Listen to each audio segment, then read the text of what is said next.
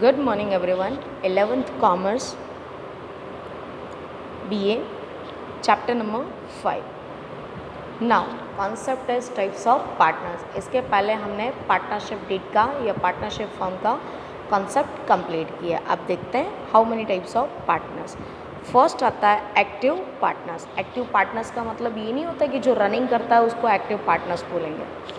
According to the Partnership Act, the persons who become a partner and take in part in the management is called an active partners.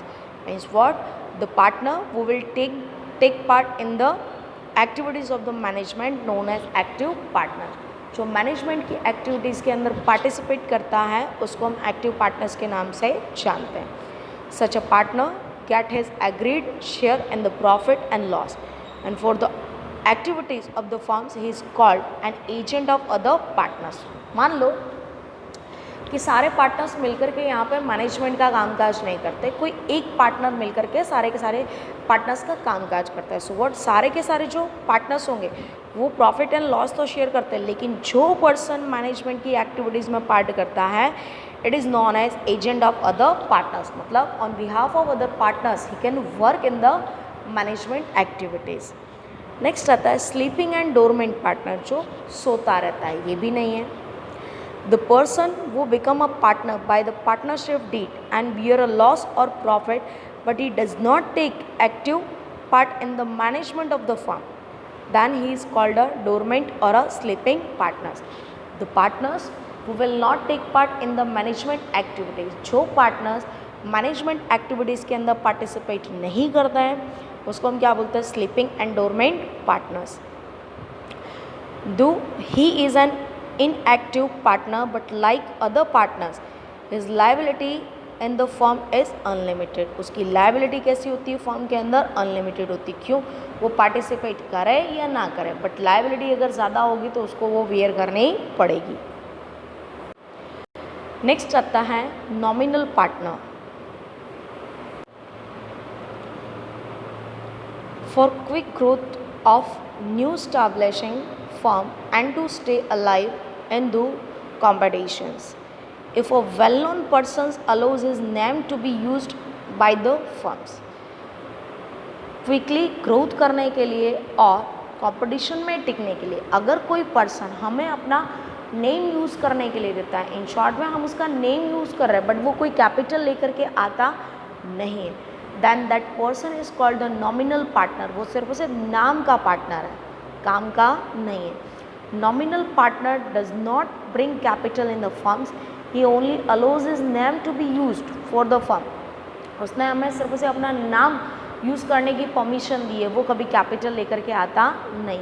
So the goodwill of the firm increases with the help of the name but his liability like other partners remain unlimited. उसकी जो liabilities होगी वो unlimited होगी क्योंकि उसके name का use किया जा रहा है. वो एज अ पार्टनर तो है बट वो कैपिटल लेकर के आता नहीं है. तो कैपिटल नहीं लाया कोई बात नहीं, उसके हम नेम के ज़रिए मार्केट में काफ़ी ज़्यादा अर्निंग करते हैं, बट अगर फ्यूचर में लाइबिलिटीज़ ज़्यादा हो जाती है तो वहाँ पर उसकी भी लाइबिलिटीज़ कैसी हो जाएगी? Unlimited.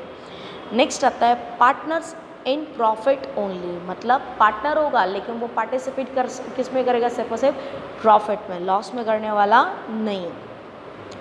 If a person is made a partner in the firm to take advantages of his special skills, knowledge and experience, अगर पार्टनरशिप फर्म किसी पर्सन को पार्टनर बनाती है बट सिर्फ और सिर्फ उसकी efficiency, special skills and knowledge का यूज़ करने के लिए, then such a person is called partner is profit only.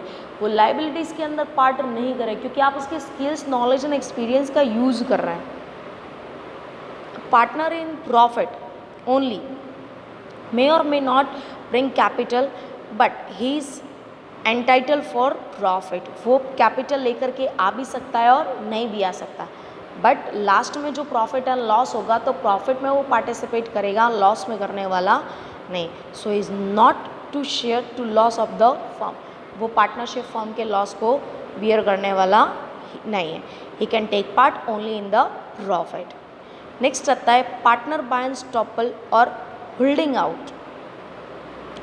The person who has not signed the partnership deed एक पर्सन है जिसने पार्टनरशिप एग्रीमेंट साइन किया नहीं है, does not bring capital, does not share the profit, वो capital भी लेकर के नहीं आता है और प्रॉफिट में भी पार्टिसिपेट करता नहीं, but on the basis of his behaviour when a third party assume his as a partner, but उसका बिहेवियर ऐसा होता है कि उसको थर्ड पार्टी क्या समझती है, he is a partner of the firm, then he is called partner by estoppel और अ होल्डिंग आउट। उसको हम किस नाम से जाएंगे, partner by estoppel and holding out. Means what, suppose मान लो हम पार्टनर्स हैं और हमारा कोई फैमिली का मेंबर जो ना तो कैपिटल लेकर के आया है ना प्रॉफिट एंड लॉस में पार्टिसिपेट करेगा, बट वो फर्म में आता है और कस्टमर के सामने या किसी थर्ड पार्टी के सामने वो ऐसे बिहेव करता है just like he is a partner. वो फर्म का क्या है, पार्टनर। ना तो वो कैपिटल लेकर के आया है, ना उसने पार्टनरशिप फर्म का एग्रीमेंट साइन किया है, ना वो प्रॉफिट एंड लॉस में पार्टिसिपेट करेगा, बट थर्ड पार्टी उसको क्या समझती है, पार्टनर। जैसे कि कई बार ऐसा होता है ना कि हमको सुनने में आता है कि भाई किसी का बेटा या बेटी मान लो गवर्नमेंट एम्प्लॉय होता है, काफ़ी अच्छी खासी पोजीशंस में होता है, तो उसके मदर एंड फादर फैमिली वाले उसका यूज़ करता है कि भाई मैं उससे रिगार्डिंग है, उससे रिलेटेड है, वो मेरा रिलेटिव है। तो वहाँ पे ऐसा लगता है कि वो रिलेटिव नहीं, वो खुद ही उस पोस्ट पे बैठा हुआ हो। सो थर्ड पार्टी उसको क्या समझती है, as a partner. Though he can not take part in the management profit, ना तो मैनेजमेंट की एक्टिविटीज़ में पार्ट करता है, ना ही वो प्रॉफिट में पार्टिसिपेट करेगा, but as a third party does business with the firm. जो थर्ड पार्टी है वो बिजनेस कर रही है फर्म के साथ, after taking his credit his liability becomes unlimited. अगर वो थर्ड पार्टी ऐसे पार्टनर के पास से क्रेडिट पर कुछ गुड्स या सर्विसेज लेकर के जाती है, तो वहाँ पर वो थर्ड पार्टी की जो लाइबिलिटीज़ होगी वो अनलिमिटेड हो जाएगी। क्यों? क्योंकि जिससे आपने लिया है उसका पार्टनरशिप फर्म से कोई रिलेशंस नहीं है। So your liability become as a unlimited. Minor partner, according to partnership act, only an adult person is able to sign the partnership deed. Whenever any person's age is above 18 years, he can take part in the partnership firm and their management, he can sign the partnership deed. उसी के पास right होता है partnership deed को sign करने का। Therefore only an adult person can become as a partner, a minor can not. तो partnership form के हिसाब से सिर्फ और सिर्फ जिसकी एज 18 प्लस होगी वही पर्सन पार्टनरशिप फॉर्म का पार्टनर बन सकता है। कोई 18 ईयर से बिलो होता है, छोटा होता है, वो पार्टनर बन सकता नहीं। But if any of partner die, अगर किसी पार्टनर की डेथ हो जाती है, then his minor child can be made a minor partner. तो उसके जो छोटे चाइल्ड्स होते हैं जिसकी एज 18 से कम होती है उसको पार्टनर बनाया जाता है। A minor partner has no liability to pay the डेब्ट ऑफ द फर्म। वो माइनर पार्टनर मतलब जिसकी डेथ हो गई है उसके प्लेस पे हमने उसके बच्चे को रखा है एज अ पार्टनर के तौर पे, वो माइनर पार्टनर लाइबिलिटी पे करेगा नहीं। Creditor can not take the personal property of a minor partner. ना तो वो लाइबिलिटी पे करेगा और ना ही कोई भी क्रेडिटर उसकी पर्सनल प्रॉपर्टी उसके पास से ले सकता है। When he become an adult, जब वो बड़ा हो जाएगा 18 ईयर्स अबव होगा, he can desire then he can become a partner just like other partner. वो 18 ईयर्स का हो जाने का डिसाइड करेगा कि उसको एज अ पार्टनर रहना भी है या नहीं।